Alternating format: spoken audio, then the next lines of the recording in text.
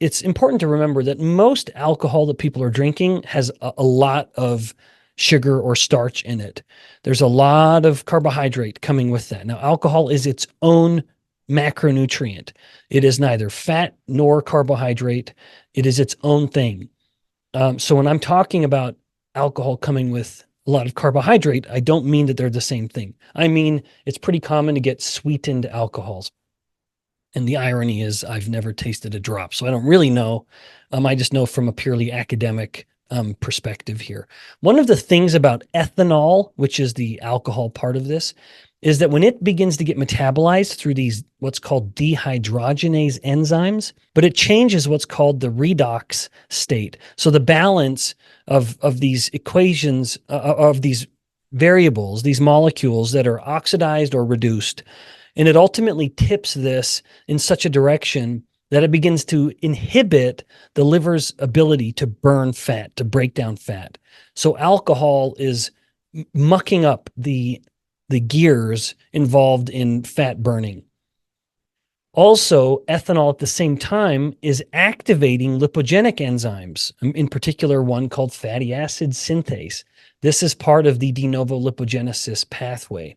And then one final comment on alcohol is that it normally, the liver is capable of creating fat and then releasing it into the body on what is referred to as triglyceride-rich lipoproteins.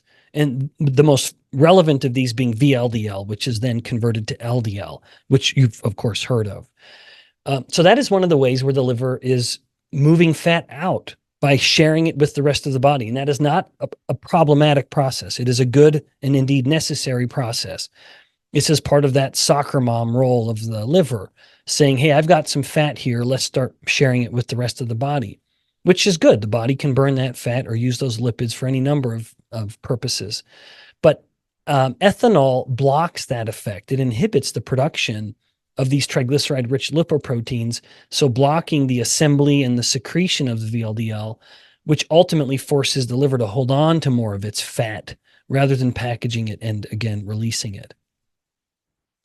All right, so we have covered a lot here. And at the first part of it, when we were talking about free fatty acid uptake and de novo lipogenesis, I really hope my explanation of insulin and the dynamics of insulin feeding the fat and telling the liver what to do with the fat resonates and leaves an impression on you, because there's such a beautiful nuance there that as much as some people will say that the liver's getting fat just because the fat tissue is insulin resistant, well, that's just some part of the story that you have to appreciate that within the insulin resistant body in a broader context, it's the elevated insulin then that is promoting or forcing the storage of that fat within the liver. And then, of course, we reviewed fructose and alcohol, both of which, of course, have very meaningful contributions. Now, what can be done? First of all, what can you even know?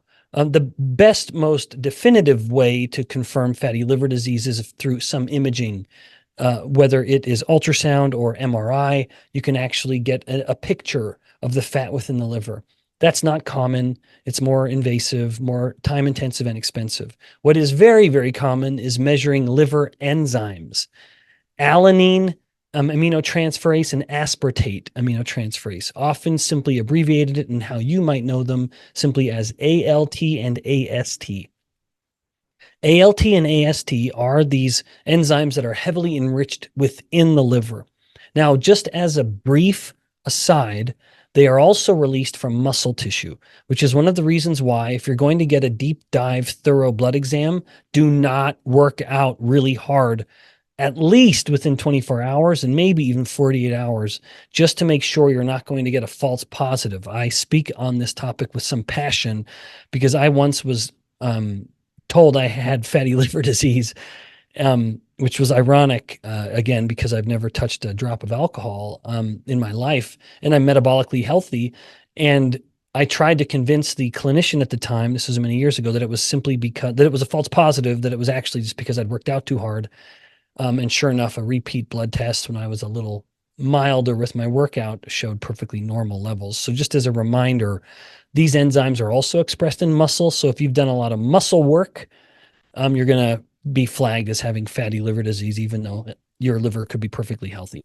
Those levels do matter. And if the ALT to AST ratio, so take ALT and divide it by AST, if that's higher than 1, getting closer up to 2, that's generally viewed to be a sign of fatty liver disease. Now, what can you do? Of course, as usual, when it comes to metabolic problems, the standard of care is going to be drugs. So let me just talk about that very, very briefly. One of the most effective drugs for fatty liver disease is a class of drug called the PPAR gamma PPAR gamma agonists. You've heard me talk about these in a previous metabolic classroom. And it's interesting because these are a class of drugs that actually promote the synthesis of new fat cells. So it activates fat cell hyperplasia. Earlier, a moment ago, when I talked about the insulin-resistant fat cells, I used the word hypertrophy. When the fat cells undergo hypertrophy, they get really, really big. And when you take those really, really big insulin-resistant hypertrophic fat cells and then within the body inject or take in some PPAR gamma agonists, which is this class of drug I'm talking about, you now start reproducing fat cells. And so the fat cells can all get a little smaller, even though they are now more abundant. And remember, when it comes to insulin resistance, it is not the total amount of fat a person has, but the size of each fat cell that matters most. And so by taking a PPAR gamma agonist, the size of the fat cells are getting smaller on a person and they're becoming more insulin sensitive, which is then resulting in less free fatty acids coming from the fat cells, which is taking away the leading contributor to fatty liver disease. So it's no surprise, as you are helping the fat paradoxically store more fat, but also become more insulin sensitive, you are now sparing the liver. But again, it comes at quite a cost, where now the individual is getting substantially fatter.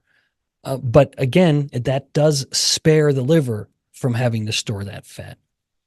Now, that is the conventional intervention, which is going to be drug-based, but we are not conventional in our thinking here within the metabolic classroom.